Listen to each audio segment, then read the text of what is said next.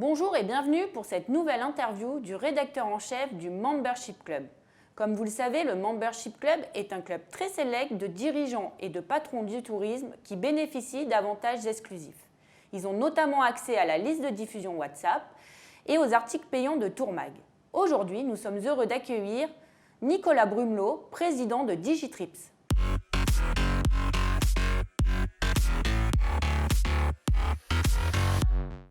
Bonjour Nicolas, bienvenue sur notre plateau. Bonjour Céline et merci de m'accueillir à Marseille. Je suis ravi de me rendre dans les locaux de Tourmag. Alors comment se porte Digitrip et comment s'est passée cette année 2023 ?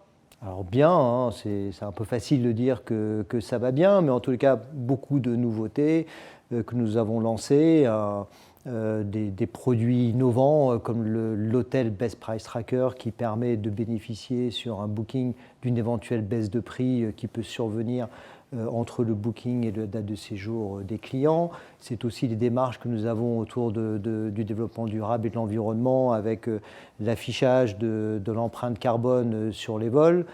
C'est cette semaine le lancement des vols directs sur les plateformes qui sont en province de façon à inciter les clients à prendre les vols directs avec un calendrier de prix avant même la recherche de date. Voilà, ce sont toutes ces choses que l'on fait sur tous les sujets qui permet de dire que nous sommes confiants et que 2023 sera une belle année, pas uniquement économique, mais aussi sur les innovations. Donc c'est une belle année en termes de nouveautés. Parlons de l'aérien. Cette année, on a beaucoup parlé de l'inflation. Quelle est votre vision justement sur ce phénomène inflationniste ? Est-ce que d'après vous, ça va se poursuivre ? Comment vont évoluer les tarifs ? Alors, en fait, l'inflation sur l'aérien en particulier a commencé au mois de septembre 2022. Il y a une vague d'inflation qui a provoqué un ralentissement dans les demandes. Puis, au mois de janvier, malgré le fait que les prix de l'aérien n'ont pas baissé, il y a eu une envolée spectaculaire des réservations. Et on constate qu'il y a un ralentissement depuis la rentrée septembre 2023. Toujours mis sur le dos de cette inflation et sur le tarif qui reste élevé. On a vu que la Commission européenne et où certains pays ont lancé des enquêtes sur la tarification des billets. Je dirais que c'est une question d'offre et de demande. Tant que les clients achètent à des prix élevés, il n'y a aucune raison que les compagnies aériennes et les transporteurs se privent de pricer ou de tarifer, on va dire, le prix des billets, sachant quand même que le prix du pétrole reste élevé et que donc il y a des vraies raisons aussi à cette inflation sur les prix. Sur le long terme, est-ce que ça impactera durablement la demande ? Difficile à dire. On sait qu'il y a une aspiration à voyager qui est très forte. Les prix sont élevés, mais il y a toujours beaucoup de demandes à ce jour. Vous proposez comme produit également le package dynamique, donc notamment le vol plus hôtel, avec la garantie Théo pour les agences qui réserveraient par votre intermédiaire. Où ça en est ce produit ? Est-ce que vous l'avez enrichi également ? Quelles sont les nouveautés là-dessus ? Alors sur le package dynamique qu'on a lancé à Topresa, on l'a enrichi il n'y a pas très longtemps de l'ajout des transferts. Donc on peut rajouter sur une réservation d'un vol plus un hôtel qui est un produit Théo, donc comme vous le disiez, qui bénéficie de la garantie de plein droit que nous assumons au niveau de Mr Fly Digitrips. Donc les transferts, la location de voitures sont également possibles et on est en cours de développement du multi-hôtel. L'objectif, c'est de continuer à enrichir les fonctionnalités sur le package dynamique de façon à ce que les agences de voyage aient l'outil qui puisse répondre à l'ensemble des demandes de chacun des clients de façon simple et intuitive. Il y a un autre sujet qui est important, on en parle beaucoup, évidemment, c'est le durable. Donc, vous expliquiez que vous aviez lancé un score, c'est ça, enfin un label pour les vols. Qu'en est-il des hôtels ? Est-ce que vous pouvez un petit peu nous expliquer plus en détail ce score pour les avions notamment ? Alors, sur le vol, on s'est appuyé, on a fait une étude de marché européenne sur l'ONG, parce que ce sont des ONG, ou le calculateur qui serait le plus pertinent pour donner aux clients l'information la plus juste. Et on s'est appuyé sur Atmosphère, qui est une ONG allemande et qui est endossée ou labellisée par le ministère de l'écologie allemand, donc on connaît la rigueur des Allemands. Pourquoi on a choisi Atmosphère ? C'est parce que c'est l'ONG qui, dans son calculateur aérien, intègre le plus grand nombre de critères, et notamment les émissions en haute altitude, qui remontent à il y a 10, 15 ou 20 ans et qui sont exclus de la plupart du calcul des comparateurs d'aujourd'hui parce que ce sont des émissions antérieures. Atmosphère a pris le pari de les intégrer dedans, donc du coup, l'empreinte carbone paraît plus élevée, mais c'est beaucoup plus proche de la réalité. Donc on a choisi Atmosphère parce qu'on a ce rôle de pédagogie auprès des consommateurs. C'est difficile d'orienter leur choix, hein. Pour certains, ça peut être le prix. En tous les cas, il y a aujourd'hui l'empreinte et il peut se situer sur le vol qu'il choisit. Et on a décidé de faire la même chose sur l'hébergement. Ça a pris du temps, pourquoi? Parce que sur l'hébergement, il y a encore plus de labels ou de critères qui existent et le consommateur final ne sait plus à quel sens se vouer ou comment s'y retrouver. Donc on s'est appuyé sur un organisme international auquel adhèrent à la fois des offices de tourisme, des destinations, des organismes gouvernementaux et paragouvernementaux, y compris des groupes hôteliers, et qui est pour nous le label le plus consistant et le plus pertinent en développement durable, sachant que ça comprend évidemment l'impact environnemental, mais comme on parle de destination, aussi l'impact social et économique pour les populations et les destinations. Donc ça, on le lance dans les jours qui viennent, puis il sera affiché sur les hébergements. Simplement, ce qu'il faut savoir, c'est que nous proposons 1 200 000 hébergements dans notre plateforme. Seuls 12 000 sont aujourd'hui éco-certifiés, entre guillemets. Donc c'est dire que dans l'hébergement, il y a encore beaucoup de chemin à parcourir pour que les hébergements ne fassent pas du greenwashing et que le consommateur puisse comprendre de quoi on lui parle quand on dit que l'hébergement est éco-responsable. Revenons un petit peu sur la technologie. Donc vous avez été frappé par le Covid indirectement dans le cadre de votre activité. Qu'est-ce que vous a appris justement la pandémie et qu'est-ce que vous avez mis en place pour un petit peu fluidifier les process? Alors la pandémie, ce qui nous a frappé évidemment, c'est quand tout s'est arrêté en termes de réservation, mais tout a commencé en termes de remboursement.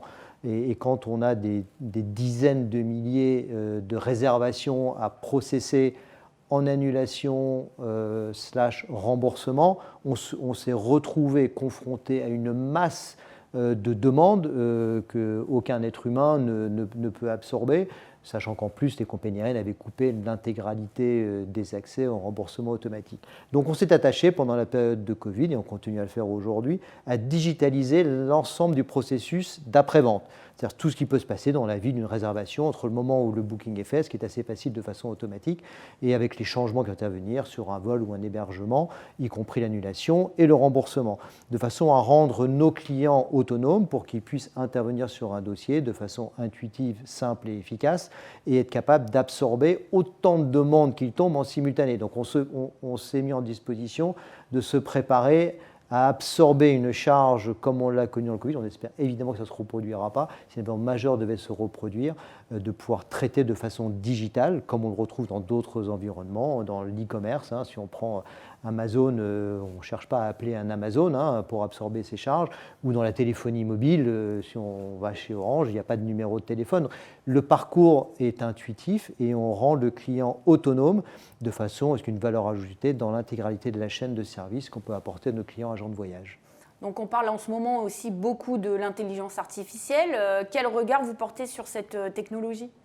Alors c'est encore très tôt, donc on s'intéresse comme beaucoup à l'intelligence artificielle, mais sans prétendre en faire des tonnes non plus, parce qu'une réalité c'est qu'on a des business models à défendre et que mettre des équipes de développement à travailler sur des sujets qui sont de la prospective pendant plusieurs années en amont, on a aussi notre rentabilité court terme qui est toujours évidemment un enjeu. Donc aujourd'hui, ce qu'on a développé à travers l'intelligence artificielle, c'est sur nos applications de voyage, c'est d'avoir un service de conciergerie et de suggestion de choses à faire. Donc on a un bot qui tourne sur nos applications qui permet aux consommateurs d'interroger via ChatGPT en fait. Aujourd'hui, je suis avec mes enfants, il pleut, je suis à New York, qu'est-ce que vous me suggérez? Voilà. Donc, en fait, et c'est de l'inspirationnel.